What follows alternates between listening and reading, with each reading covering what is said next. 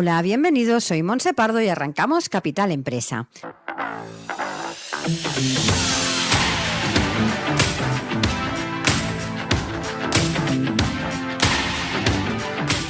Cada día de lunes a viernes os estaremos acompañando para hablar como siempre de empresas, de emprendedores y de comercio. Sigue con nosotros la actualidad que rodea al sector empresarial de la mano de nuestros colaboradores e invitados. Economía, inversiones, nuevos proyectos, comercio, formación, nuevas tecnologías. Como siempre, Capital Empresa, dando voz a tus necesidades.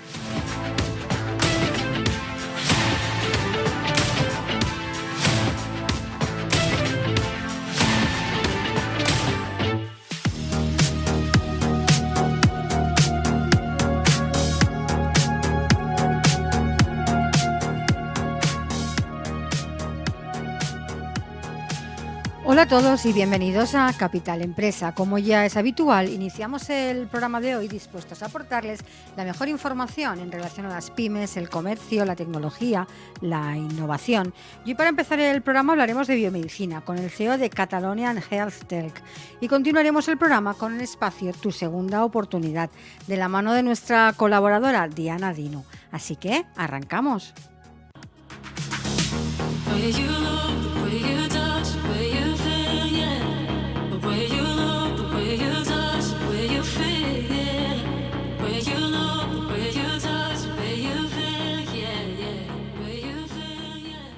Estás escuchando Capital Empresa.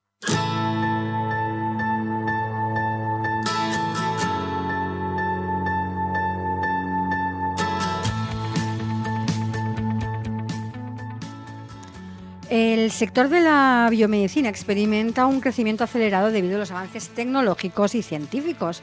La investigación en terapias genéticas y medicina regenerativa ha revolucionado el tratamiento de enfermedades. Además, la aplicación de inteligencia artificial y Big Data en el análisis de datos médicos mejora el diagnóstico y la atención al paciente. La biomedicina se posiciona como una industria clave para el desarrollo de soluciones innovadoras en salud y calidad de vida. Y de todo esto hablaremos con Javier Selva, él es el CEO de Catalonia Bio and Health Tech. Javier, buenos días.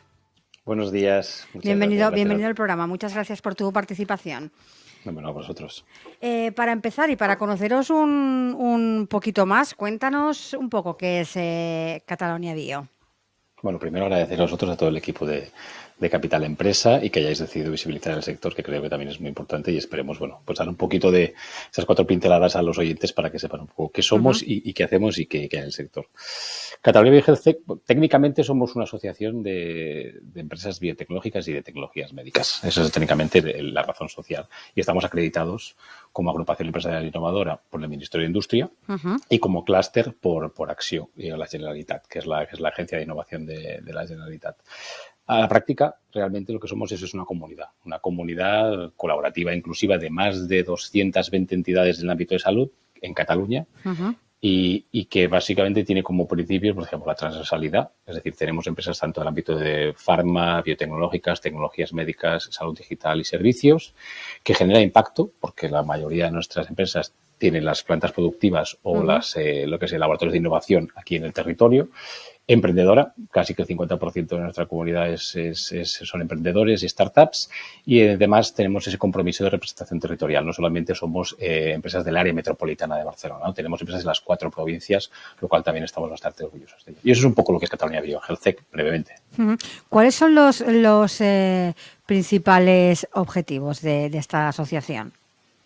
Pues yo creo que los primeros objetivos es ser útil, eso básicamente, ¿no? Entonces para aquí intentamos ser útiles y con eso estamos contentos, ¿no? Pero en ese sentido es aportar valor, ¿no? Y a nuestros miembros y no solamente a nuestros miembros, sino al sector.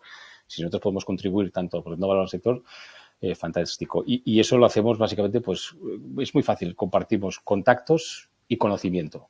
Eso es básicamente lo que hacemos. Entonces, para que nuestras empresas puedan sean más competitivas en este mundo global, pudiendo diseñar nuevos productos o nuevos servicios y siendo más innovadores. Eso es básicamente nuestro objetivo. ¿Cuántas empresas forman en la actualidad la asociación? A día de hoy somos 220 empresas, te diría más o menos números, y Y las empresas que formas, si quieres, las podemos incluso dividir un poquito. Tendríamos un 60% aproximadamente que desarrollan un producto, ¿de acuerdo? Y aquí podríamos tener tanto a partes más o menos iguales, ese 60% tendríamos entre un 15% de biotecnologías, de tecnologías médicas y farmacéuticas. Y luego tenemos un reducto más chiquitín de un 8 o 10% de salud digital, pero todas ellas, 60% desarrollan un producto. Luego tenemos un 34% que lo que hacen es que prestan servicios científicos la gran mayoría, pero también tenemos otro tipo de empresas que generan otros servicios. O sea, un 23% servicios científicos técnicos y un 14-15% otros servicios. Y ahí tenemos desde fondos de inversión, los venture capital más importantes del sector, los tenemos en nuestra asociación, consultoras a nivel de legal, financiero, incluso de diferentes ámbitos que puedan ayudar, que están implicadas obviamente en el sector salud, ¿no? y que ayudan mucho a nuestra comunidad emprendedora también dentro de Cataluña Bio. Y luego tenemos, last but not least, que dicen en inglés, un 10% de generadores de conocimiento, que son muy importantes porque son los que traccionan todo ese conocimiento hacia mercado, ¿no? Y aquí tendríamos básicamente universidades, centros de investigación, hospitales, ¿de acuerdo? Y centros tecnológicos. Serían estos 4 perfiles. Por tanto, producto, servicios y generadores de conocimiento sería básicamente. ¿Y cuáles son todas estas empresas que nos estás nombrando? ¿Qué servicios y qué ventajas obtienen siendo partícipes de esta asociación? Pues mira, dentro de lo que te comentaba antes un poco de lo que queremos ofrecer, ofrecemos esa red, esa comunidad en la cual puedes intercambiar estos conocimientos y contactos. Planeamos un plan de actividades muy bastante activo durante todo el año. También podemos en contacto para que puedan tener opciones de financiación, tanto estatal, regional o incluso europeo, ¿no? Descuentos, ferias y congresos también intentamos darles visibilidad, obviamente. También intentamos fortalecer o saber cuáles son sus problemas del día a día e intentar con esas necesidades o esos requisitos que ellos tienen, intentar ir de la mano de la administración pública y poder encontrar soluciones a posibles barreras o identificar oportunidades, ¿de acuerdo? También ofrecemos servicios de búsqueda de talento, tenemos una bolsa de trabajo que es muy activa en el sector y visibilidad. Obviamente es visibilidad y puede ser tanto para empresas que estén empezando como empresas que tienen que hacer nuevas líneas de negocio o que se mudan a otros sitios. Entonces esa visibilidad también la otorgamos. Desde la asociación, si no me equivoco, desarrolláis todas vuestras actividades a través de los grupos de trabajo. En la actualidad estáis ya trabajando con 2 grupos activamente y otros ya que estáis, no sé si ya los tenéis en marcha o a punto de empezar a funcionar. Cuéntanos un poco acerca de estos 2 grupos que ya están funcionando y de esos 2 que ya están ya en el horno. Pues Monse, eso es de lo que estamos más orgullosos, la verdad, porque al final nosotros podemos tener muy buenas ideas aquí en la oficina, yo y el equipo, y pensar que una actividad en X temática va a ser lo más interesante para las empresas, pero al final son ellas las que tienen esas necesidades y esas problemáticas durante el día a día. Y entonces que dijimos, oye, que qué mejor manera de nosotros hacer actividades que sean útiles para ellas que tener unos grupos de trabajo en los cuales podamos decidir co-crear esas actividades en el plan anual de actividades, ¿no? Y son entre unos grupos entre unas 6 y 10 entidades del sector, porque también tenemos generadores de conocimiento y ahí también tenemos universidades y centros de investigación que nos ayudan. Siempre tenemos una persona interna del equipo que lo coordina, un poco porque ya nos dan una hora de su tiempo al mes y nosotros lo que hacemos es bajarlo a tangibles, que eso es nuestra idea. Y básicamente lo que hacemos es, en esos grupos que ahora te contaré las temáticas, acciones en tres ejes, que son informar, formar y posicionar. ¿De acuerdo? O si quiere decir informar, capacitar y posicionar.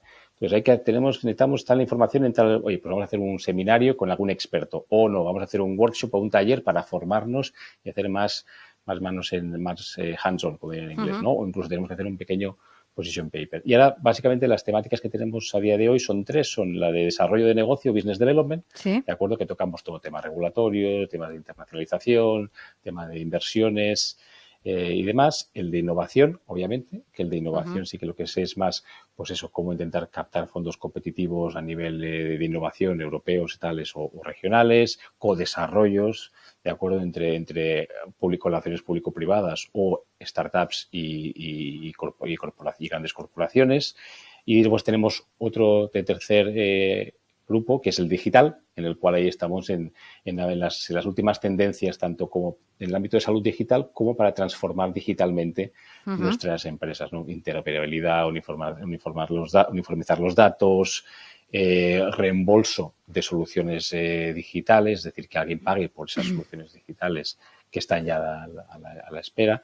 Y básicamente son esos tres, y lo que tenemos en cartera, esperamos hacer a finales de 23 y no principios de 24, son uno que sería más de impacto, ¿de acuerdo? Que ahí tocaríamos temas de tanto impacto medioambiental, de gobernanza, incluso social, es decir, cuál es el impacto que generan nuestras empresas y cómo poder que también lo tengan ellas en cuenta, ¿de acuerdo? Y que porque no solamente es crecer, sino que es crecer haciendo crecer. Y ahí sí que tenemos un rol muy importante en el ámbito empresarial. Y el de talento. El de talento, que también es algo que tanto para captar como para retener talento es algo que creemos que es básico. Por tanto, serían esos tres más dos, esperamos en un futuro cercano. Cuéntanos qué otras, nos decías, ¿no?, que teníais un calendario con bastante actividad. ¿Qué otras actividades e iniciativas se desarrollan desde la asociación? Pues sí, un poco lo podríamos dividir en los 4 puntos focales que Sí. tenemos estratégicamente. Uno es ser un clúster de valor añadido, y entonces aquí hacemos actividades, lo que te decía, informativas o formativas de pequeña escala, de unas 30, 50 personas durante todo el año, muy activas, mesas redondas para compartir experiencias, que le llamamos lecciones aprendidas o lessons learned, por ejemplo. Sí. Temas y ese es el ADN de la asociación, porque hay días que estás tú en el escenario impartiendo el conocimiento y hay otras veces que estás en la audiencia recibiéndolo, ¿no? Y es compartir conocimiento entre los socios. Hay otro que es el Hospital Connection, que vamos a un hospital que nos presente unos retos médicos no resueltos, y nosotros lo que hacemos es traer las empresas que pueden aportar esas soluciones a esos retos médicos, ¿no? Programas de formación, etc. Eso pues sería por un lado. Luego tenemos el segundo bloque, que ya no sería el de fortalecer la comunidad, y aquí sí que lo que hacemos es grandes eventos de networking. Uno es la noche de Catalonia Bio, que la hacemos en marzo, es una noche de gala donde repartimos unos premios el BioExit, premio BioExit, que es como aquel hito en el ámbito biomédico más relevante del año. Luego tenemos el Connection Day, que es como una especie de pequeña feria interna nuestra con expositores, reuniones de partnering, presentamos también un estudio ese día, y es un día que es un día de hacer negocio y business entre las más de 200 entidades de Catalonia Bio. Y luego tenemos este jueves, o sea, mañana, tenemos la barbacoa, que aquí ya juntamos 450 personas y hacemos también un encuentro justo antes de irnos de vacaciones de verano. Y jornadas de debate como la conference o más de pequeño reducido como el SEO Council. Luego, el tercer bloque que tendríamos de actividades sería el de intentarse, lo que un poco te decía antes, intentar fortalecer nuestra posición como asociación sectorial, ¿no? Intentar saber o comprender cuáles son las necesidades del día a día de nuestras entidades, a nivel regulatorio, a nivel de suministros de fabricación, a nivel de conocimiento e innovación, incluso a nivel de emprendimiento, e intentar ponerles o atacarlos a la escala que sea, ¿no? Es decir, oye, pues si identificamos esta barrera y a nivel regional, pues iremos a las diferentes consejerías, o si vemos que es a nivel estatal, iremos a los diferentes ministerios, o si vemos que es a nivel europeo, pues iremos a la comisión, ¿no? Y de manera siempre inclusiva y colaborativa, tanto con la administración como otras entidades que puedan tener la misma problemática que nosotros, ¿de acuerdo? Y ya por último, también lo que intentamos hacer dentro de las actividades es proyectar lo que nuestras empresas hacen en la sociedad.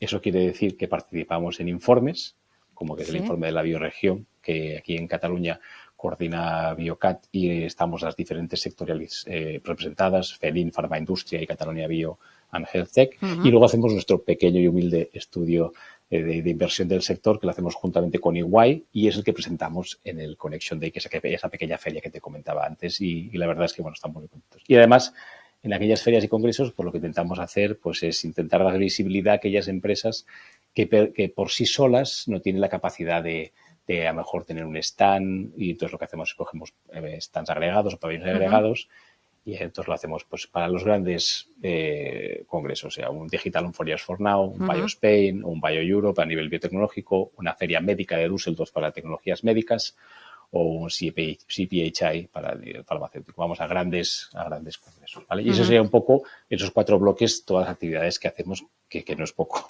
No, yo eso te iba a decir que no son pocas. No. Javier, si hablamos en general, ¿cuál es el panorama actual de la industria biotecnológica en nuestro país? ¿Cuáles serían sus principales fortalezas y también, ¿no?, los principales desafíos? Yo creo que en líneas generales el panorama es muy bueno, Monse, y la verdad es que no nos podemos quejar. Creo que es un sector que ha evolucionado muy bien y eso hay que tenerlo en cuenta y tenemos que tener en cuenta esa, esa suerte que tenemos dentro del sector. Y como fortalezas, yo te diría que sí que es verdad, yo creo que las cifras lo corroboran, que salud es una cadena de valor estratégica. Es decir, es una especialización tecnológica que tenemos en España y creo que es crucial. O sea, somos el sector que más patentes generamos. Creo que somos, después de automoción, el segundo sector que más destina a inversión de I+D, ¿de acuerdo? Que no es poco. Que somos el sector que más fondos, el sector salud, que más fondos competitivos captamos para lo que sería temas de innovación también. Y además somos, si no me equivoco, creo que también el sector que más startups crea. ¿De acuerdo? Por tanto, tenemos todas estas fortalezas como sector. Y además, otra fortaleza es que el sector, por los estudios que nosotros tenemos, se ha comportado de forma atípica respecto a lo que es la inversión internacional. Hemos visto un descenso de inversión internacional, tanto Estados Unidos como europea, a nivel medtech, tecnologías médicas, y biotech.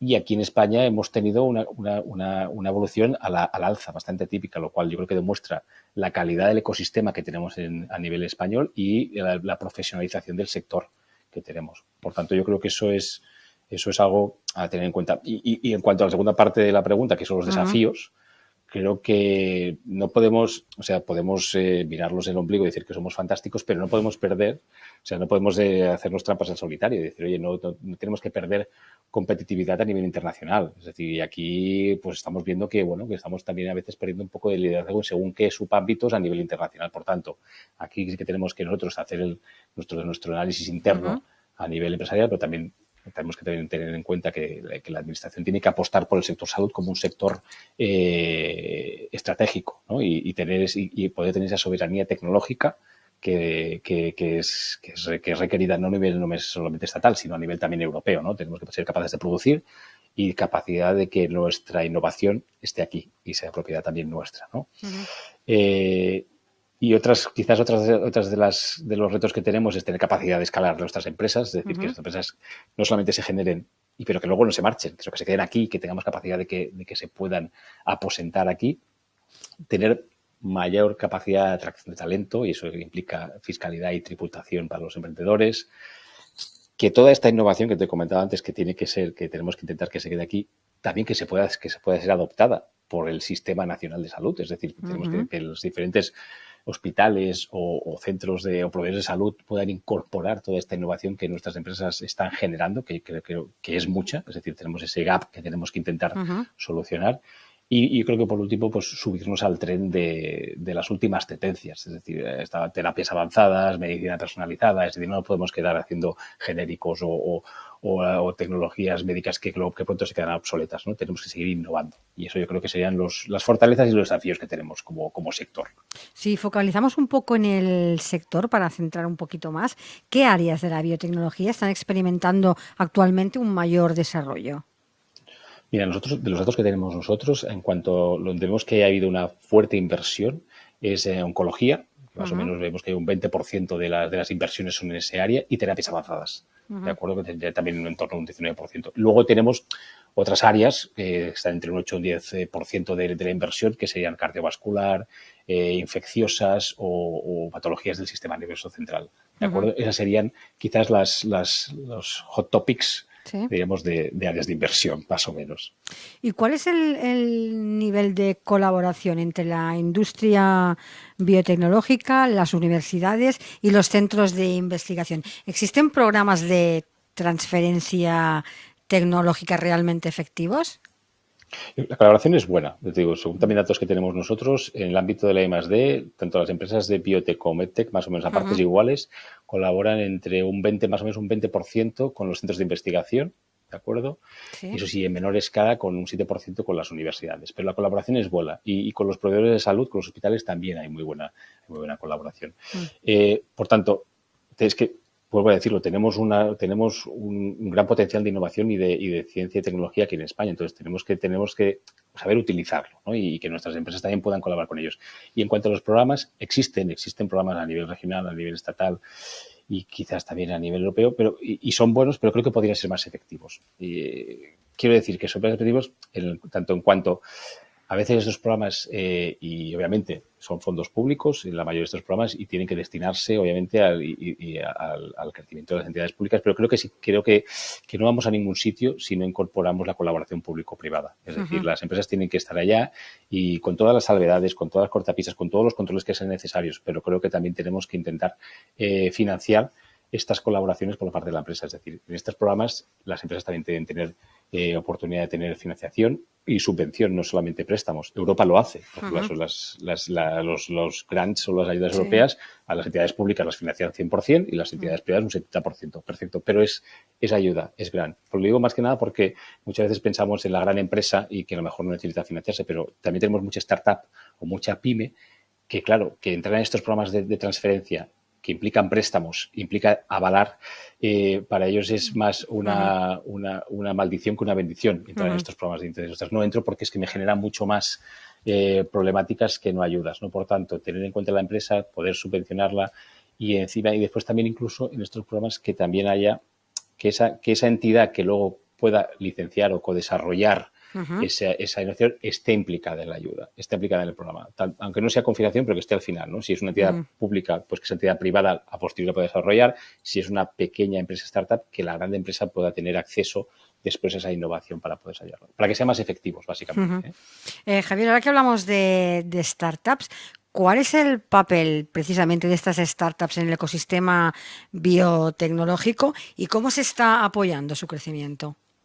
Pues para nosotros es una punta, según el estudio que tenemos, es una punta de lanza del sector. Es decir, en el estudio que realizamos este año, que medimos la inversión sobre todo en startups, vimos que el incremento fue de un 87% respecto al año anterior. Es decir, teníamos 450 millones de euros, de la cual la gran mayoría, el 77%, son en venture capital, de inversión en startups. Por lo tanto, es punta de lanza de lo que sería el crecimiento del sector.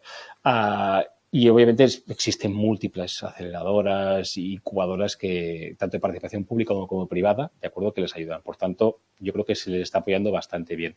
Sí que es verdad que creo que ahí sí que, pues dices, algo mejor que tendríamos que hacer, ¿no? Pues quizás deberíamos mejorar un poco el crecimiento de las empresas en el marco legal que pueda apoyar ese crecimiento, ¿no? Por ejemplo, la nueva ley de startups. Celebramos enormemente que haya habido esta ley, es decir, es mejor tenerla que no tenerla, es decir, además visibiliza al sector y le pone pone el foco, pero quizás a veces sí que creemos que quizás que se ha quedado quizás a medias en según qué ámbitos, ¿no? Por ejemplo, en cuanto a las mejoras fiscales o las condiciones fiscales tanto en el rendimiento obtenidos por stock options, tanto por los emprendedores como para las empresas de capital riesgo, ¿no? Incluso según qué alargos de qué deducciones de impuestos a sociedades, pues si largas hasta 5 años, probablemente muchas de las empresas, como no tienen garantías, pues no te van a declarar impuestos a sociedades. Por tanto, alargar quizás este periodo de carencia sería interesante.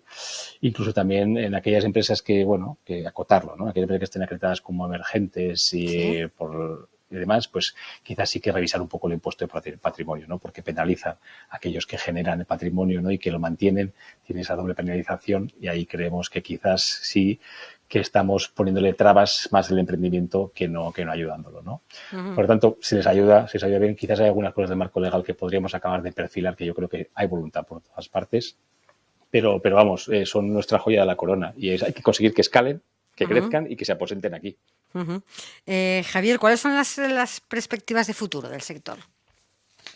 Pues, bueno, creo que tenemos muchos retos por delante, ¿no? En este ámbito. Cada vez conseguimos alargar más lo que es la expectativa de vida o la esperanza de vida, ¿no? Life expectancy.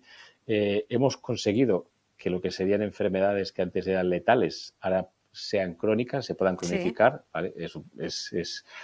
A nadie le gusta tener una enfermedad crónica, pero bueno, si tienes una enfermedad letal, pues bueno, es una solución. Y cada vez tenemos pacientes también más informados, ¿no? Y a los cuales pues hay que darles más servicios y por lo tanto tenemos que digitalizar ese sistema de salud, lo cual tenemos que ponerlo al día, básicamente. Y también otros nuevos perfiles entran en juego. No solamente tienes médicos, también tienes ingenieros y demás. Por tanto, tienes muchos retos por delante que todo ello invita a innovar, ¿no? Entonces, tenemos una oportunidad para demostrar que tenemos un valor añadido como sector y yo creo que esta es nuestra perspectiva. Es decir, hay muchas oportunidades para poder realmente seguir poniendo en la palestra que somos un sector o una cadena de valor estratégica y de especialización tecnológica aquí en el país, básicamente.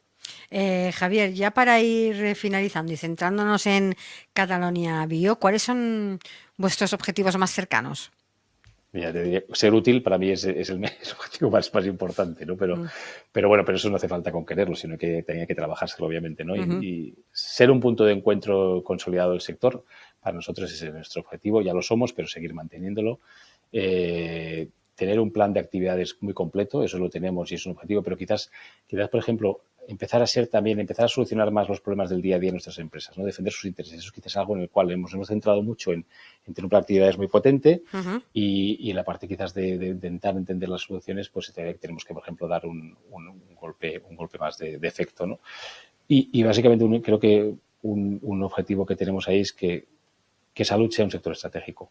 Básicamente hemos visto que en España ha sido un sector esencial con el COVID y yo creo que también ha demostrado que es un sector, aparte de esencial, estratégico. Y nuestro objetivo es intentar hacer ese proselitismo allá donde haya para decir es que realmente es un sector estratégico, es un sector en el cual tenemos que invertir, ¿no? Y tenemos que apostar desde los diferentes puntos de vista. Por tanto, en todos esos ámbitos, desde Catalonia Bio lo que tenemos que hacer es liderar, servir y representar en todos esos campos, ¿no? Pues Javier, así para finalizar, para aquellas personas que nos están escuchando, que quieran más información, directamente contactar con vosotros, conoceros un poco más, déjanos una página donde os puedan encontrar fácilmente. Pues mira, es www.cataloniabioht.org y allá podrán encontrar todas las actividades que hacemos y todo lo que podemos aportar al sector, tanto si quieren asociarse como si no quieren asociarse, si quieren conocer más del sector. Aquí estamos para lo que necesiten. Nosotros apoyar al sector es lo que nos mueve y lo que nos interesa. Pues Javier, muchísimas gracias por haber participado en nuestro programa para hablarnos de un sector en pleno crecimiento e innovación como es el sector biotech. Muchísimas gracias. A ti, Monse, y un abrazo muy fuerte a todos los oyentes y al equipo de Capital Empresa. Un saludo, Javier. Adiós. Adiós. Estás escuchando Capital Empresa, un programa dirigido al comercio, la pequeña y mediana empresa y a los emprendedores. Capital Empresa, donde damos voz a tus necesidades.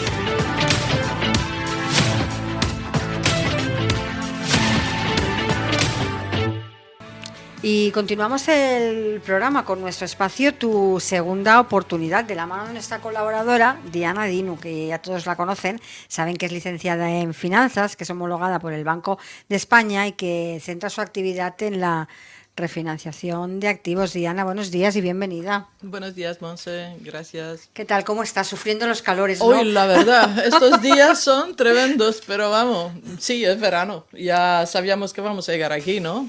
Pues sí, pero llevamos 2 días que... Ninguna sorpresa, pero sí, la verdad que se va con dificultad. Pero vamos, esto también significa que están las vacaciones cerca. Sí, claro, mira. También significa que la playa está no hay aquí nada al como ser lado. optimista. Claro. La playa está al lado, las piscinas están funcionando, los niños ya tienen vacaciones, todo bueno, vamos, todo bueno. Todo maravilloso. Todo maravilloso, todo maravilloso. ¿De qué hablamos hoy, Diana? Pues hoy vamos a darle un repaso a nuestra entera actividad dentro del despacho Área Jurídica Global y volver a presentar muchos de los servicios que ofrecemos. Bueno, pues pasaron meses y meses de nuestro programa. Fuimos hablando de las hipotecas, como no. Fuimos hablando de los servicios bancarios. Fuimos hablando del código de buenas prácticas. Muchas cosas, ¿no? Fuimos hablando de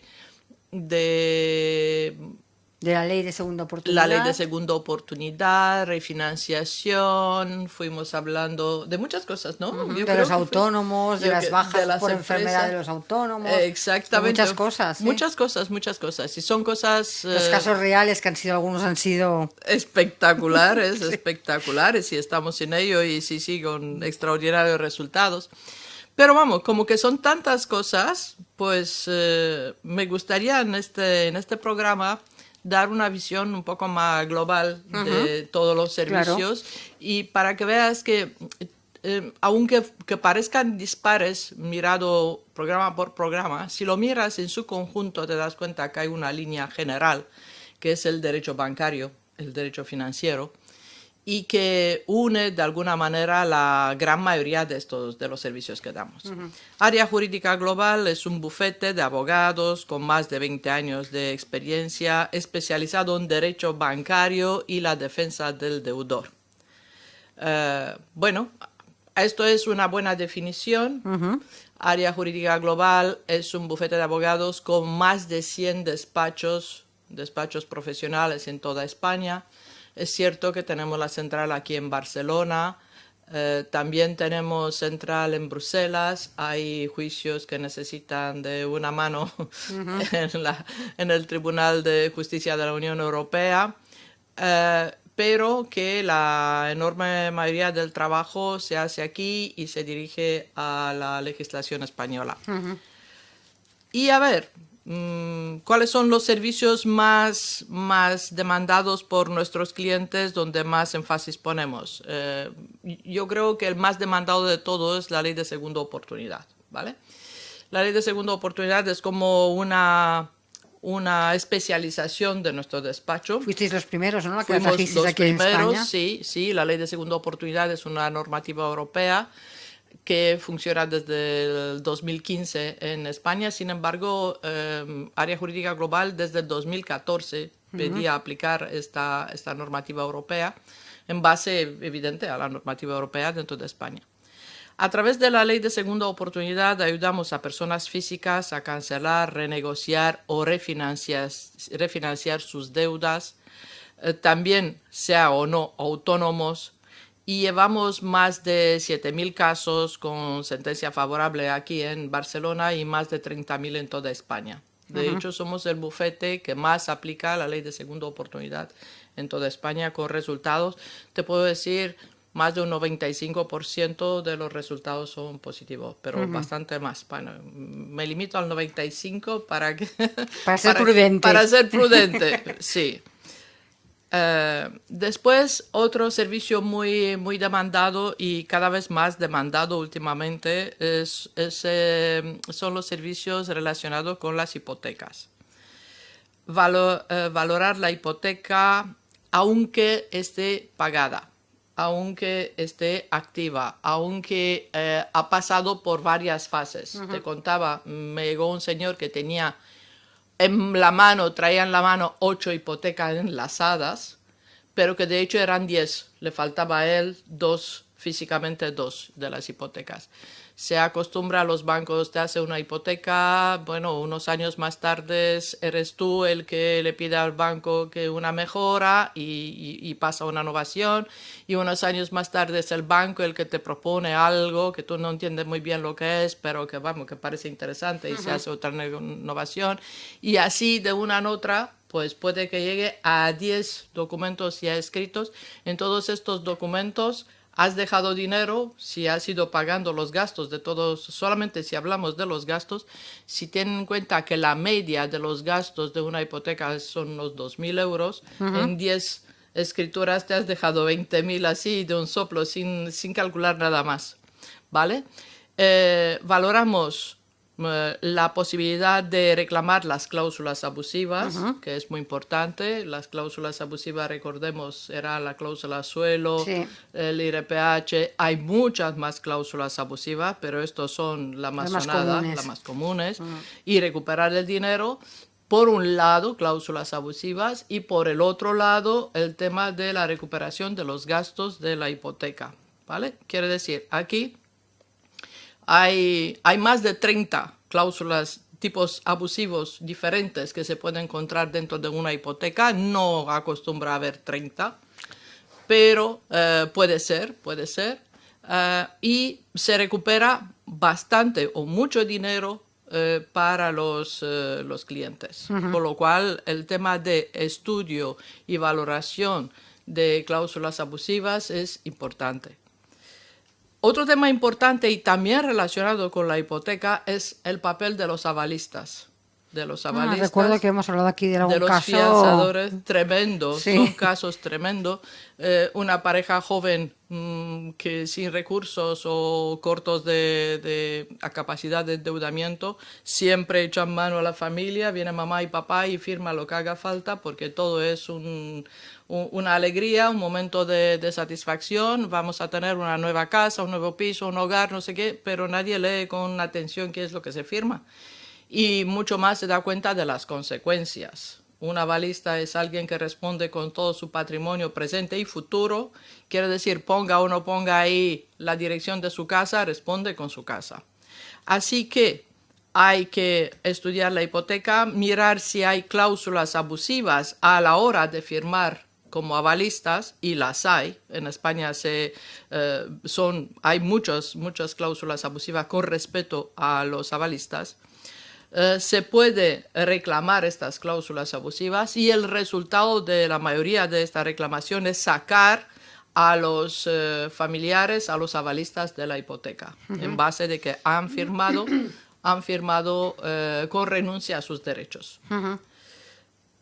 Bueno, y relacionado con la banca, ya que estamos en el territorio de la hipoteca, relacionado con la banca, las tarjetas y los préstamos abusivos. Vale, los préstamos abusivos ya sabemos, puede ser abusivo por cláusulas y sobre todo por intereses abusivos, los intereses abusivos.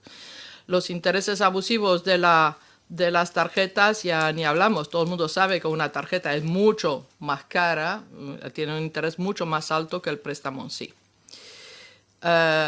El 90% de los productos bancarios pueden ser abusivos, de productos financieros bancarios que ofrecen pueden ser abusivos. Se puede valorar con facilidad, inclusive entrando en la página web de Área Jurídica Global. Sí. Hay una calculadora, un simulador, donde simplemente con poner 5 datos ya te da el resultado. Evidentemente es una simulación. Sí. Después se tiene que hacer un cálculo exacto. Esto es una aproximación. Pero simplemente hay que poner qué exactamente te dieron, cuál es el capital que has prestado, en qué momento, mes y año, a cuánto tiempo, a qué plazo te lo han prestado, a qué interés, y prácticamente esto es todo. Y con esto la calculadora te da el resultado. El primer resultado es si este interés es o no es abusivo, porque está relacionado con la fecha donde tú has hecho este préstamo, y no solamente con la fecha, sino con el tipo de préstamo que has hecho. No es lo mismo una hipoteca que tiene unas condiciones personal. Que un préstamo personal, y tampoco es lo mismo comprarse un coche que claro. Irse de vacaciones, ¿vale? Con lo cual hay 5 datos que se pueden poner y enseguida y al menos tendremos ahí una idea de cuánto se podría recuperar, de si es abusivo tu interés, que es lo primero importante, y segundo, de cuánto se podría recuperar. Vale, y si hablamos de abusos, podemos pasar a los afectados por el cártel del coche. Contamos aquí que estamos hablando de un tipo de préstamo especial para la compra de los coches, que los bancos, 80% de los bancos, que se dice muy rápido, se pusieron de acuerdo en subir los intereses artificialmente, con lo cual aquel que adquirió un coche entre 2006 y 2013, que es la época, probablemente puede reclamar hasta el 15% del valor del préstamo, y si lo financió a más de 7,5% de interés, puede reclamar además los intereses pagados, ¿vale? Pueden reclamar los intereses como intereses abusivos y el préstamo en sí desde el principio. Recuerda que aquella entidad financiera que se demuestra que engañaron, abusaron de la buena fe, del desconocimiento de sus clientes y le aplicaron un interés abusivo, han perdido el derecho de cobrar ningún interés. Quiere decir que tendrían que devolver todo el interés Tendría que devolver todo el interés y ya cobrado todo, no solamente la parte abusiva, sino todo el interés. Sí. Y lo que quede de pago será sin intereses. Vale. Han perdido el derecho a su negocio porque han incurrido en un delito o en un abuso.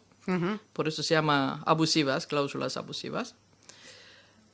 Bueno, a partir de aquí pues podemos pasar a otro tipo de servicios que ofrecemos, que son sobre las negligencias médicas o el reconocimiento de incapacidad laboral.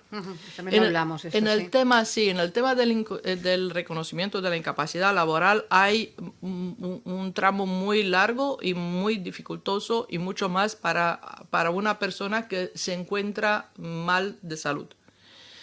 Entonces, le podemos ayudar a nuestros clientes a denunciar la clínica que ha incumplido el código odontológico si se trata de una negligencia médica, y también tramitamos el reconocimiento de incapacidad laboral acorde con su situación. ¿Vale?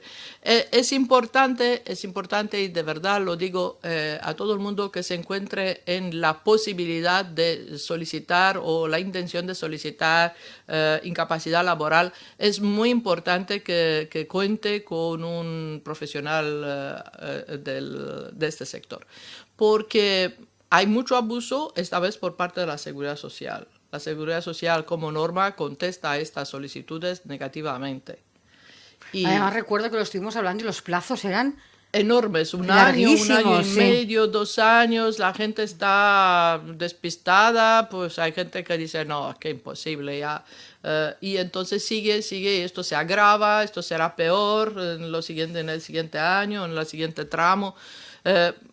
Asesorarse bien con un profesional del sector que sepa decirle qué posibilidades hay, si hay o no hay posibilidades. Es importante saber si hay o no hay posibilidades, qué tipo de incapacidad le podría corresponder, igual no interesa, igual mejor seguirá con su actividad. Y como siempre, nada es fácil, pero no siempre nos interesa lo que nosotros creemos que es bueno para nosotros. Alguien que te lo explique cuáles son las condiciones para que uno pueda decidir qué quiere hacer. Después, si estamos hablando de negligencia médica, podemos pasar al tema de empresas. Hasta aquí nos hemos dirigido más a personas físicas y autónomos, que a la larga es lo mismo, pero a partir de ahora podemos hablar de la figura de la empresa. Administradores concursales, mediación, arbitraje. Somos administradores, mediadores, árbitros para poder brindar la mejor solución en cada caso, en cada situación de empresas. Hay muchas empresas que están pasando rachas, dificultades económicas, financieras, que tienen un futuro asegurado, que tienen clientes, que tienen un equipo de trabajo bien, pero que no pueden seguir con su actividad por haberse sobreendeudado.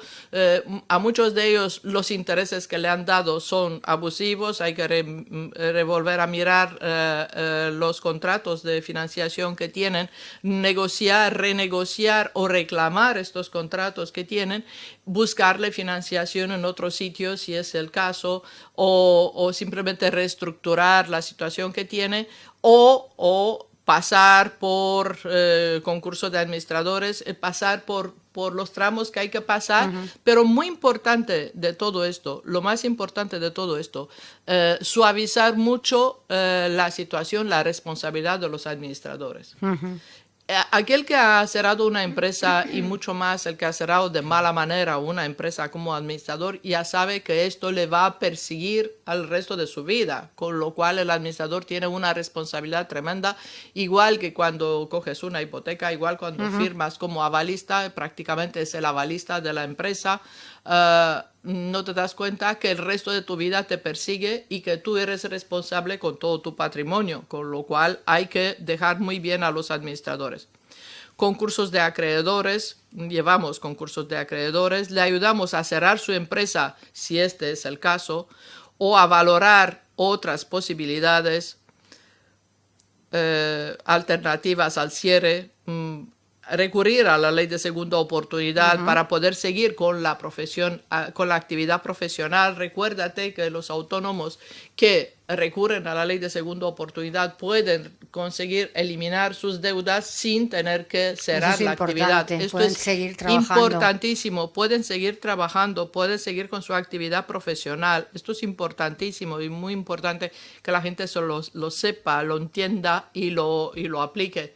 Busque usted ayuda si está en una situación de dificultad, porque la ayuda existe y vamos, estamos contentos de brindársela. También podemos buscar la financiación que hace falta, búsqueda de financiación. Ayudamos a empresas y particulares a renegociar la deuda, a conseguir financiación, sea bancaria o privada. Sabes que hay financiación privada.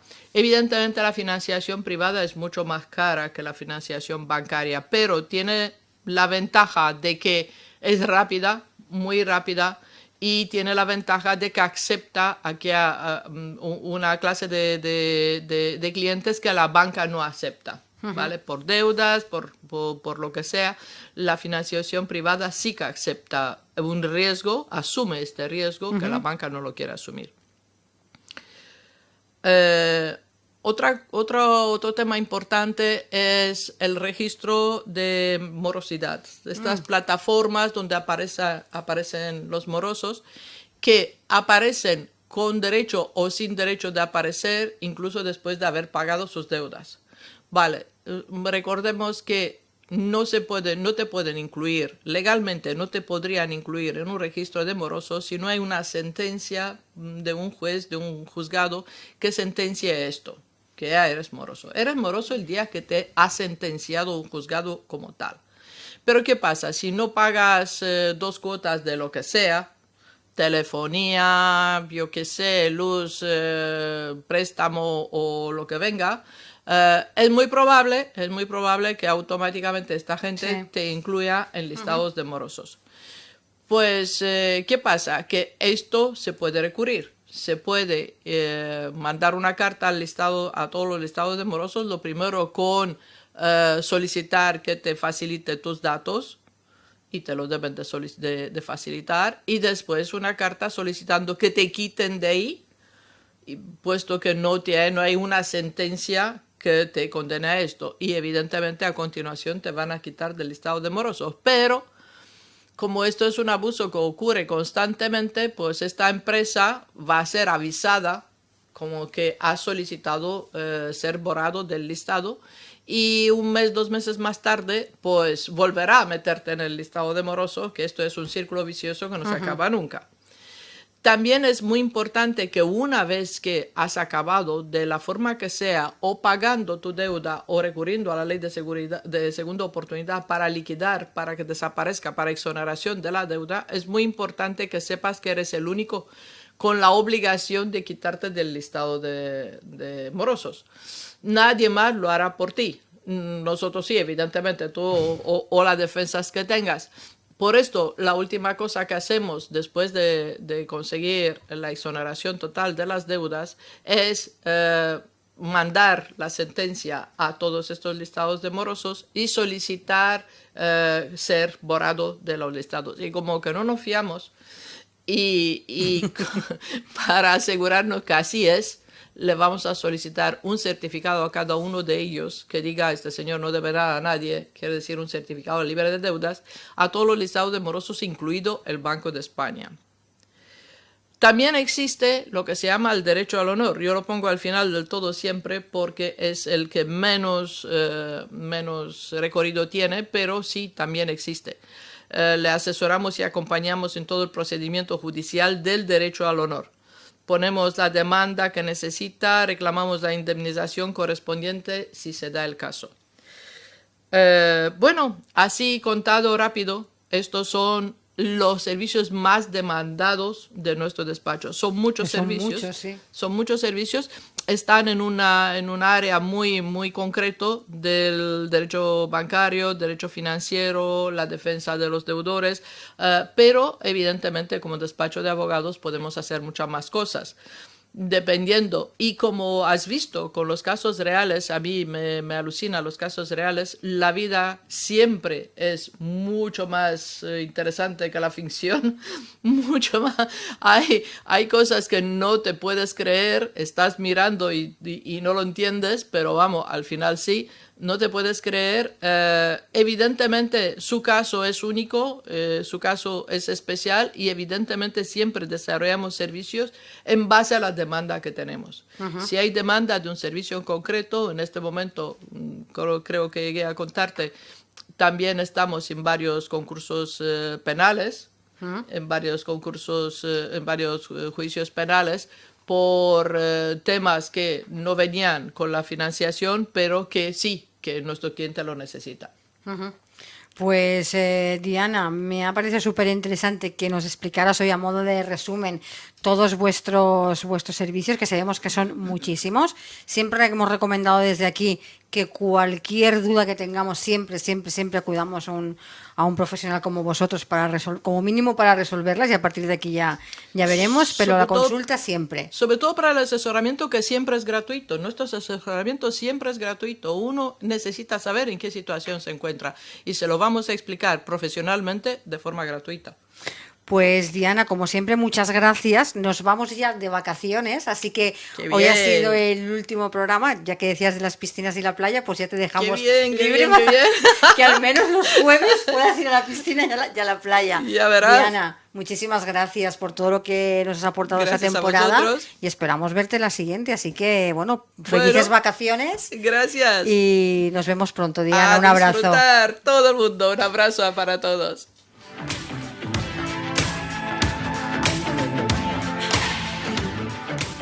Y hasta aquí nuestro programa de hoy. Como siempre, muchas gracias por acompañarnos y les recuerdo que les espero de nuevo mañana con nuevos temas, más colaboradores y nuevos invitados aquí en Capital Empresa. Hasta mañana y feliz día.